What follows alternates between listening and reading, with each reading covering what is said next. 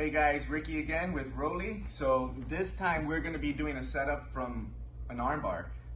It's funny because armbar, I loved armbars earlier in my career. I still love them today, and it's something that I always tried doing all the time. I try to understand the science behind it because once you understand details in an armbar, they become easy to get, especially on those who don't understand the details. So it's a cool opportunity to just kind of delve into that world. But you know, when I was doing them a lot with my guys and my training partners over here, they started to kind of come up with solutions and they started defending my arm bars a lot.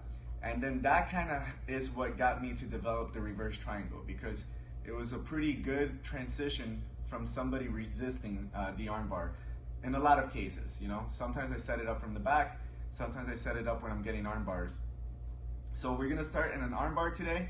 The beginning of this video is gonna kind of talk about some arm bar details, but then we're gonna transition into the reverse triangle. So I'm gonna have my partner kind of in a spider web position, but not hugging the leg. So we're gonna start over here. With arm bars, very basic concepts is, you know, I'm underneath his frames. His elbows are not in the way. I got rid of his legs, I got rid of his arms, right? If you're opening up your legs for whatever reason and this elbow gets inside, the arm bar is done. So there has to be a cognizant effort of keeping this foot underneath the elbow, right? Underneath the frame. So another thing is that I'm always kind of initially heading towards his head, towards north. I'm trying to make sure that his elbows are opening. It could be that I landed with this hook, which I call the south hook. It could be that I landed with this hook, which is called the north. But what remains the same is the direction in which I'm headed towards, because it's all gonna matter how he defends.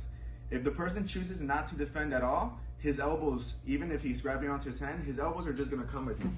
And this is really hard to defend because his elbows are away from home, his head is trapped under my leg, I have my whole body connected to one arm, and then it's very easy to finish the attack. So I head in that direction, but almost anticipating that he's gonna defend. So even if I start with this arm, if I start leaning this way, his defense is gonna be elbows as close to home as possible. You're as weak as you can get with your elbows away from home. You're pretty strong with your elbows close. So even though I'm underneath his frames, he still has some fight here. So if I go and I try to lean north and I feel like he's being strong, it almost feels like he's not gonna budge at all, especially the stronger they are, right? So if I go and I start leaning and I feel like, okay, I can't go any further, trying to muscle this is not a good idea. So right where it kind of stops working for me is when I go ahead and kind of switch the moves or the game plan. So I start leaning this way, I can't go any further, so I switch the hook. So I start going wrist deep over here, and then now I can release my other hand. And what happens is that if at any point he releases his tension, the armbar is there. So I'm always ready to take the armbar. So I'm leaning north, he's not budging. I switch the hook, he's not budging. But this is a lot of pressure for somebody to sustain. So it will be a likely scenario that he will use his momentum or his angle knowledge to try to get you to go to the other side.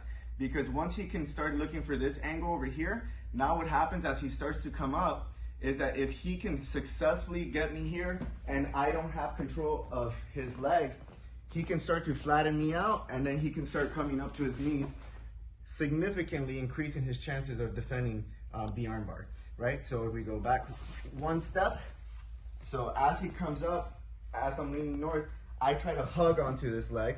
So it's something that I believe a lot of instructors teach, and it's a good technique. And this will prevent him from coming up to his knees. So a lot of times from here, what happens is if he lets me bring him all the way down, notice how his elbows start to open here. And now his arm is very weak, very easy to attack. I can let go of his legs because he can't come up anymore. And then I can just start really attacking his armbar.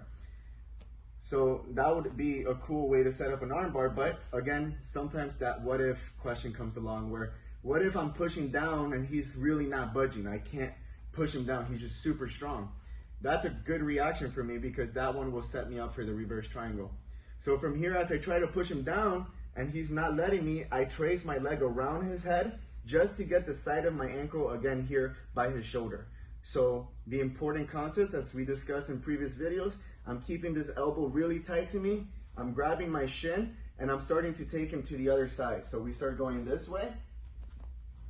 And then from here, once I get to this point, the idea is that I continue leaning north the same way I would if I was trying to finish an armbar, and his elbows start to give up. Now, my foot looks like it's a little stuck here, and sometimes it is.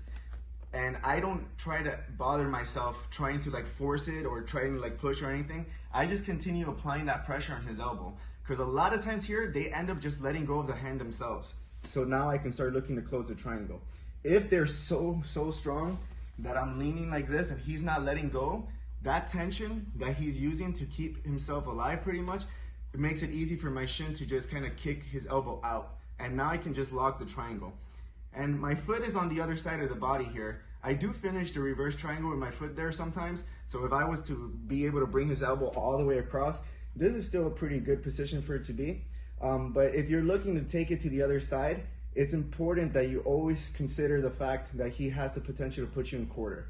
If he puts you in quarter, this is pretty much the kryptonite of reverse triangle. Like I always kind of, I'm not gonna say always, but most of the time lose the reverse triangle once they get this quarter guard.